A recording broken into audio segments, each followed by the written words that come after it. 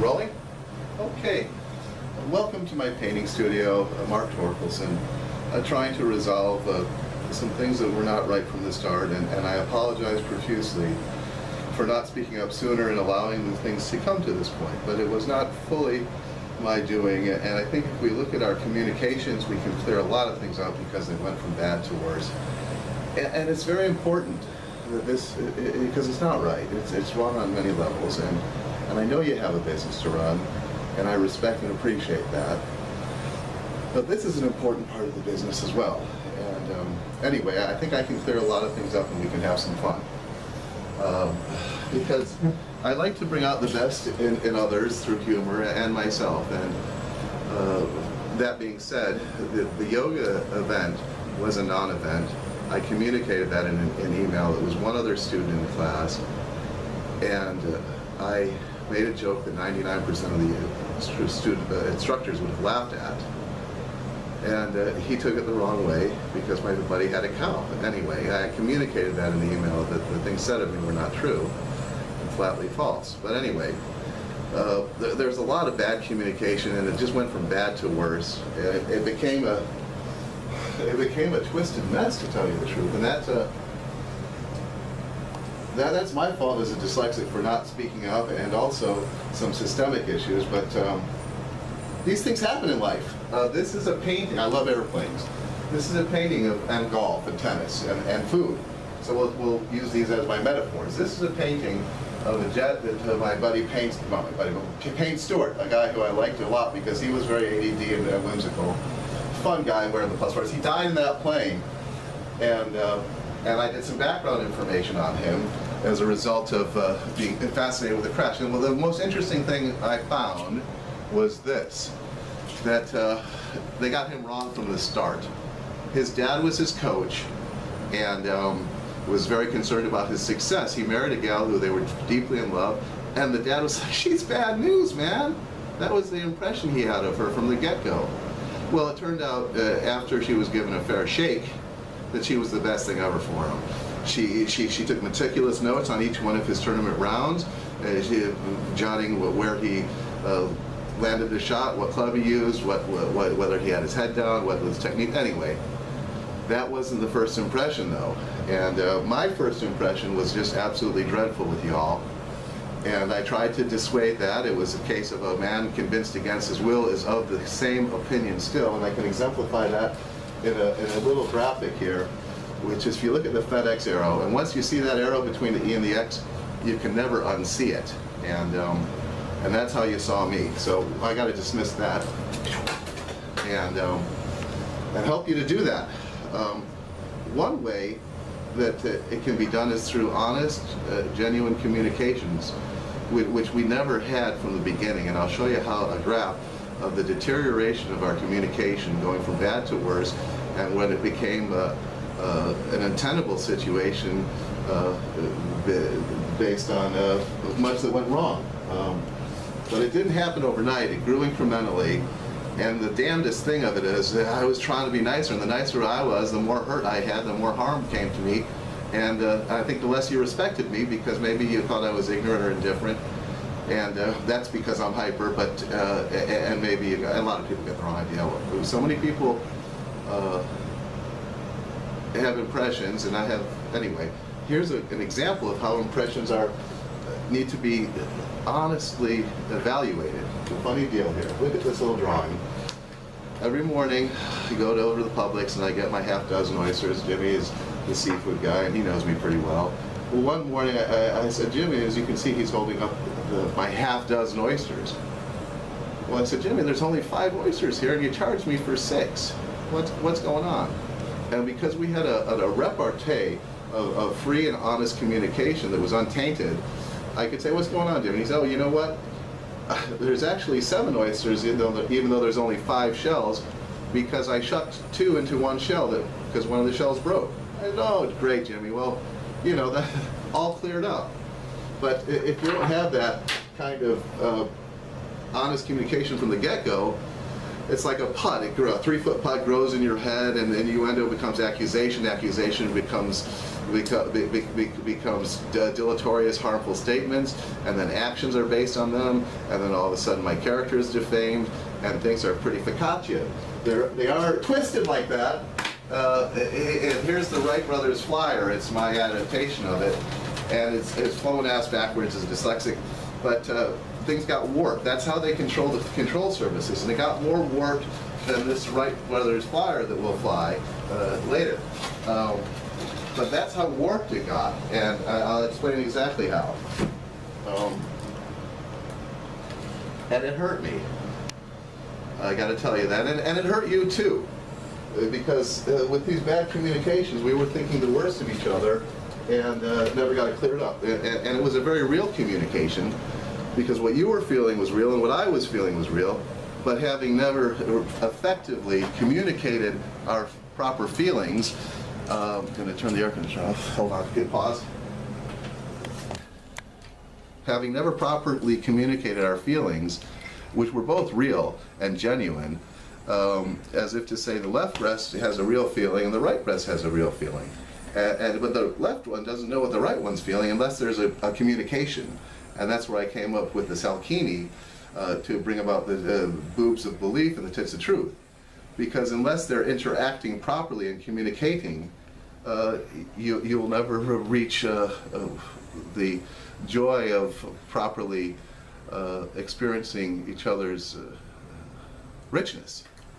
So, that being said, we never had, and it hurt you and it hurt me, and I'm sorry about that, and it's the last thing I wanted to do, but it got twisted.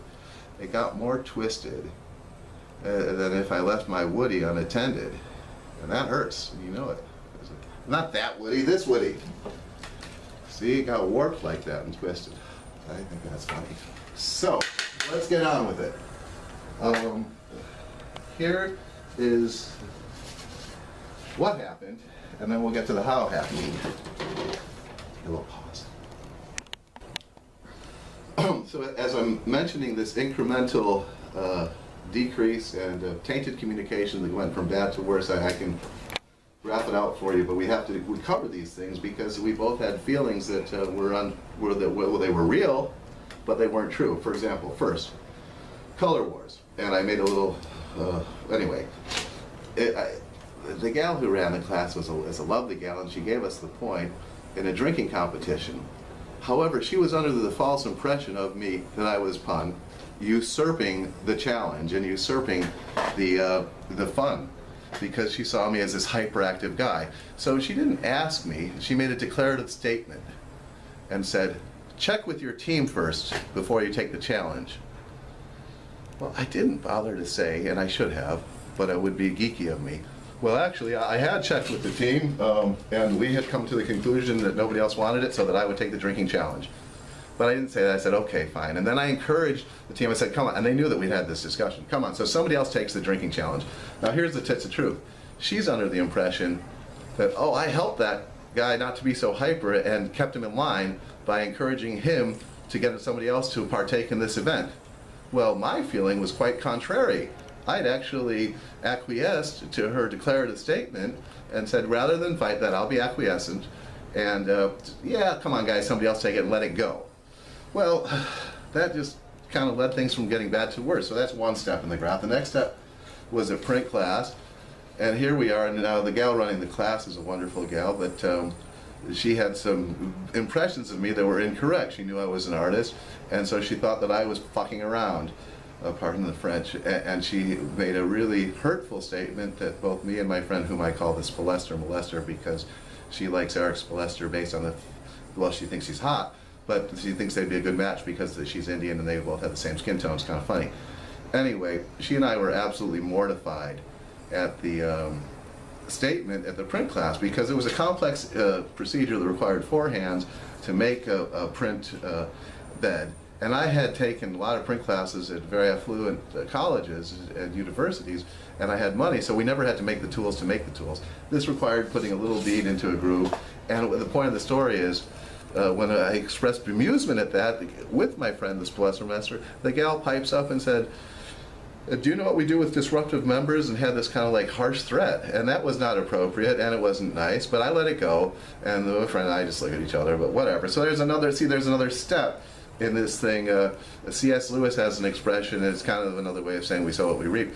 But he said, you know, it's we pay with interest on our decisions today, tomorrow. And here the bank account is getting a little more full because I'm not making the right decisions. Say, you know, this is tough, and we're not screwing around here. But anyway, let it go. The next one was like the idea now of combative gesture of I'm watching you, because she has this idea. Now she, from her side of point, she has to maintain order and keep the animals from running the zoo, but it actually kind of messed me up because I had a problem with her doing this in front of a client, and it made me visibly upset. And he's like, what's going on here? What did you do? And I'm like, I don't want to go there, but I had to say, you know, I can't have people making these kind of gestures at me. And we resolved it, but now it's gotten a little bit worse. And then the next one was a disregard. Now you see the communication is becoming one-sided, and even more one-sided. It's lopping over with the email I said about the yoga thing, that I wasn't drunk and I wasn't disruptive and my practice would have been the same. It went completely disregarded. So now, you know, I'm blown into the wind here. Then it comes to what I felt was subterfuge and very hurtful in not being left clueless about the renewal. And again, there's a communication which, you know, we saw each other every day, sometimes multiple occasions, and all it would have taken was 3 kind words. You've got mail! And then I said, what do you mean? Oh, I sent you an email, you better check it. And I would not have been left clueless, and we would have never, ever gone down this road. But we kind of had to get all this cleared up if we're to bring out the best in each other and ourselves, and and I have a many-point plan of owning up to what I can do to make things easier for you, because I care about you, and you shouldn't have to have these concerns. Anyway, so that, or a letter at the desk would have solved that problem. But there's zero communication. So you see how we've gone from a situation of innuendo and directives to accusations, now to just complete disregard for communication. And that hurts a lot, because it makes me feel devalued, and also it leaves me holding the bag here, because you didn't want to let the cat out of the bag. I'm holding the bag. And I have to be responsible, because I don't want to bring harm to others, and there's a lot that can go wrong, because I don't think it was fully thought through. Because had it been, and even discussed, if we discussed this, there was so many people at jeopardy here, and it affects so many other people than me. When these actions deleteriously hurt and affected me, but they can affect others anyway. We'll get to that. So there's the renewal issue. But it gets worse from there, you know, on the same night. And here I am actually being a good guy, and my cries for help are ignored because of the situation of neglect. Where, you know, and this should go to the fact that even though I drink, I'm a responsible guy. And I got a guy who's attacking me with a baguette in the groin, and I'm pulling a groin muscle. I'm saying, let's not go there, let's not go there. And the gal not only ignores it, but walks out of the elevator. Well, that was improper, and that's, you know, there's a devaluing communication. And the 2 points of that little story are, one, I acted very responsibly, because I didn't want to get into a brawl or even really defend myself with like an elbow, because I know we're in an enclosed space and an elbow can go loose and hit a gal on the lip and chip her lip or a tooth, and just make a bad situation. So I took that for the team, as I've taken many for the team. And I'll just tell you, I had a little thing right here. From getting into a brawl, and that kind of gives me a rugged handsomeness, don't you think? Yeah, baby. But, you know, nobody needs that, and I didn't want that scene in the elevator. So there, it's gotten even worse than not communication. It's blatant disregard. But it gets even worse. It's like an infomercial. You can't even have that. It even gets worse better. Where now false accusations that are flatly false are kind of being rammed down my throat in a passive-aggressive style, in which they think I can like palate it or be tricked again, which I felt, you know. And now you got to see it from both sides. This is a guy who I deeply like and respect, and I know he's a caring individual, and he's just trying to do his job. And he, of course, was saddled with the thing. He inherited it, and that was incorrect. We've never spoken face-to-face with my proper accusers, and we shall. That's only proper. We'll get it right. But anyway, this was wrong, and I'll go into graphic detail about how it was wrong, because it was a passive-aggressive statement where you're doing this. You're taking food you're taking food from events because he knows I'm a big eater, and so he's accusing me of taking food from events. And you're running around the locker room naked, and he says it with a smile and says, "But in the same breath, but check with Kim, you know." And I'm like, "Whoa, you're encouraging me to play nice more, or what's, you know, or you're just making these declarative statements and you're wrapping up the meeting with that." So, you know, and I'm not French. I'm not like fermez la bouche, c'est pas vrai, you know. I don't, and I'm hyper enough. I can't really go there. So I'm like trying to stay calm.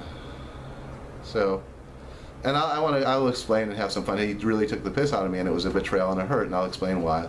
And it was wrong. You can't just say stuff about people like that. Anyway, so that's how you know, they became actual fabrication to my face, and of hurtful untruths. And you see what stinks about it is each one of my steps is with good intent to try and make things easier for you. Ayn Rand has a philosophy, and my friend Lori Ringer's dad, you know, looking out for number one. Well, I didn't do enough of that, and I should have, because I should have put the kibosh on it. But anyway, that's what I'm learning to do now, and I've learned from you all, and I hope you learn from me, and we come together. I actually had a yoga event where I did learn from you, and I got a little, what I call French admin, where I got a little sassy with the person who was kind of doing something that they said was wrong of me, but it was really wrong of them. The gal comes up to me in a Kundalini class, and it's like, and on a second time she approaches me, and as if I'm doing something wrong.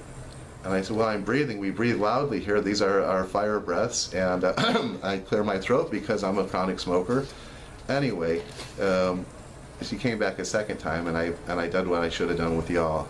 I said, look, I appreciate your input, but this is not appropriate. Yeah, I'm glad to chat with you after class, but if you come up to my mat again, I'll consider it an infringement on the sovereignty of my practice, and I'll treat it accordingly with the sorority squirrel run away gesture, you know, bringing all the rightful shame to you, because you're, and the instructor completely agreed, he concurred, and I stuck up for myself there in a way that I usually wouldn't. I just let this shit go because, yeah, I'm dyslexic, I can't, you know, fight every battle like that, and I'm a little different, and I'm quirky, and you know it. And so many people have wonderful relationships with a few don't, but in a private club, nobody would get, or a sorority, nobody would get in once everybody knows you, and so many of these accusations I have to debunk, because they're simply a case of somebody who doesn't like me, and you fabricated stuff. What the hell don't you think they're going to fabricate stuff, and it's your job to ferret it out? And you didn't. And because you didn't, these are ridiculous accusations of lewd and fastidious behavior that I can't have hanging over my head, because I have a low blood pressure, and consequently I drink a lot of fluids, so I keep my energy up and don't pass out. If I'm doing that on the golf course and I have to urinate, because of staying hydrated, and there's a Catholic schoolgirl coming through, all of a sudden they're like, you have a history of lewd and fastidious behavior. You see, these things could snowball on me, so I gotta stick up for myself here. Anyway, it's a funny one. So, what I'm saying here is, gotta get a close shot of this, is that I do care, and we must get it right. And you can zoom in on this, please. That I understand you have a job to do, and that you have more important places to go, but we're on the same journey, and that I'm in the Jeep with y'all, and I'm not a creep, and that we need to save the integrity of this and check the facts. And then let's get there together, because I'm a team player, and I guess we need to go through this trip, and I'm trying to make it a good trip, not a bad trip. I like to have fun. Let's make this a good trip.